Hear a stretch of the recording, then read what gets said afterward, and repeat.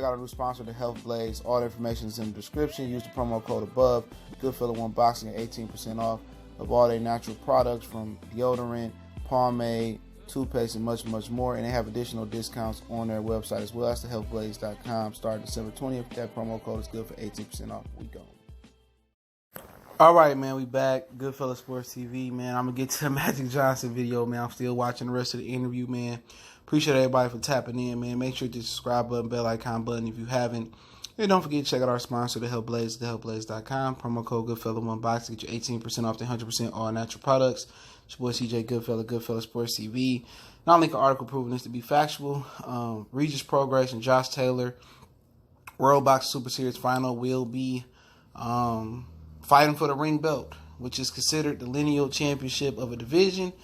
And it seemed like the World Box Super Series tournament and the ring belt, which is owned by Ring Magazine, which is owned by Golden Boy Promotions, seem to have a good working relationship. And the ring belt seems to really want to give that belt, which signifies the lineal championship, to the best fighter, the best fighting the best.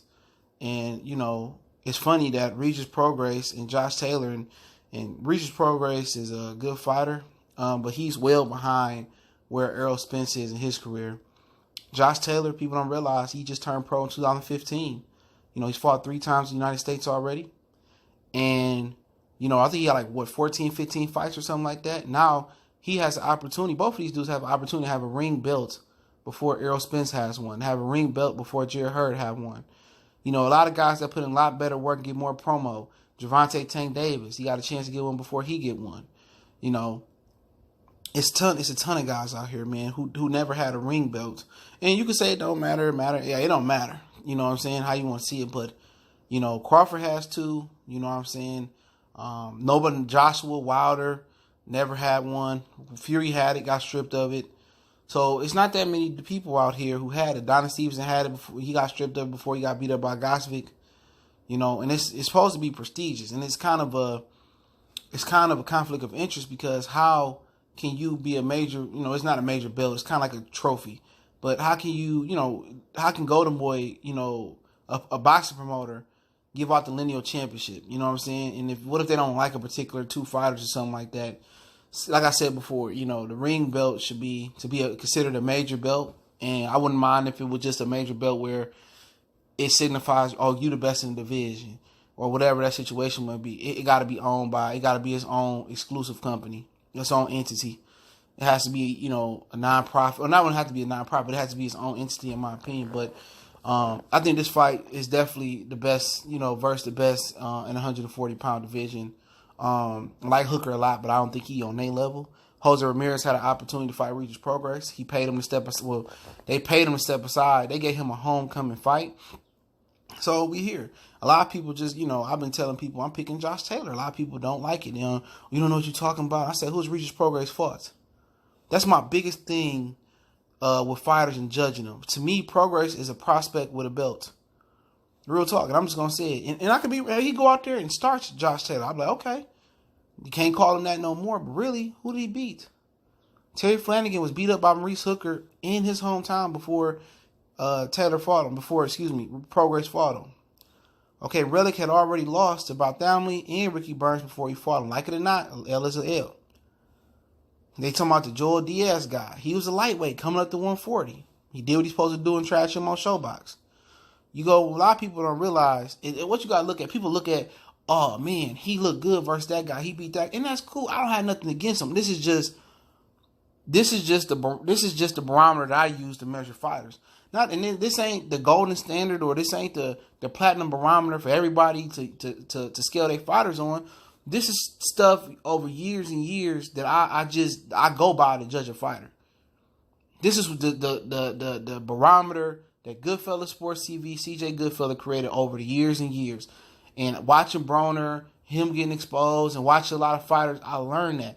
And when you see how slow Regis Prograis has been moved, he's 30 years old. I don't think people realize that he's 30 years old and he's been moved slower than a snail. It's reasons for that. And whatever the reason may be, it's reasons that he's been moved very, very slowly. And, people look at the punching power and say, oh, when he hit that guy, he crumbled.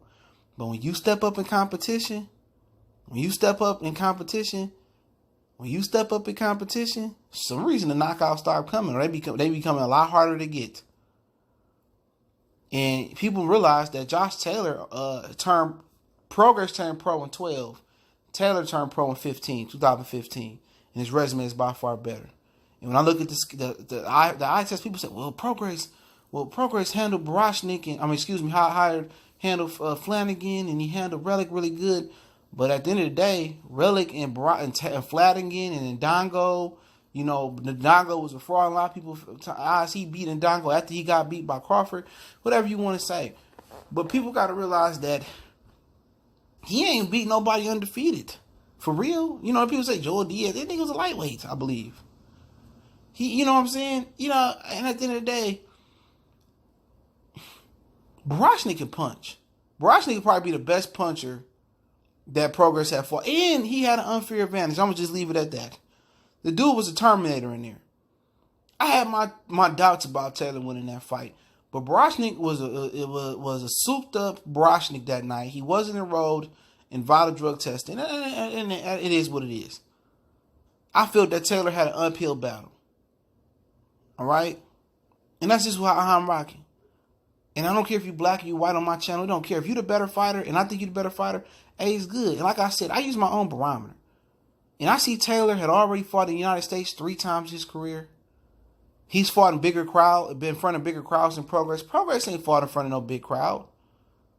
Even when he fought Velasco, people forgot that when he fought Velasco, people were just calling him overrated.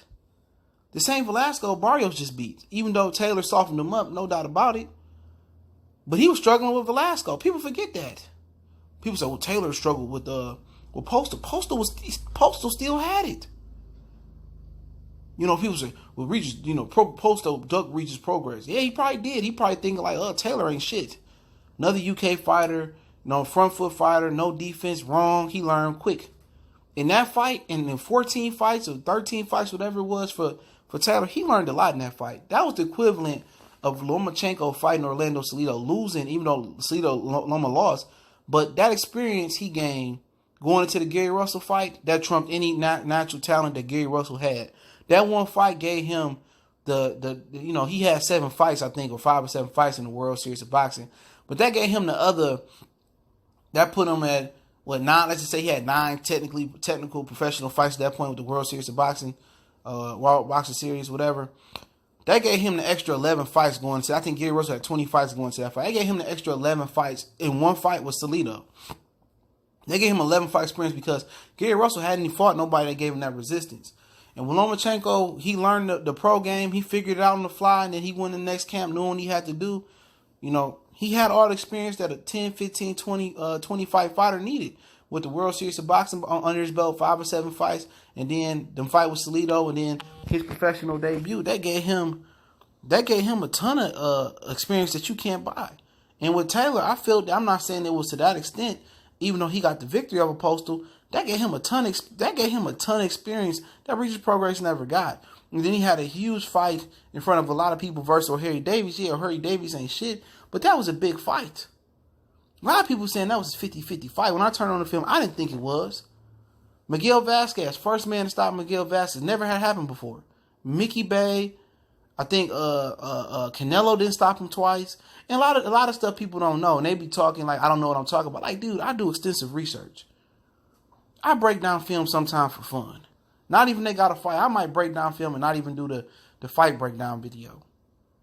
And I'm not saying that Prograis ain't got no chance. It's a 70-30 split. I think it's a 60-40 split for me, in my opinion. I favor Taylor. It's just my opinion. Could I be wrong?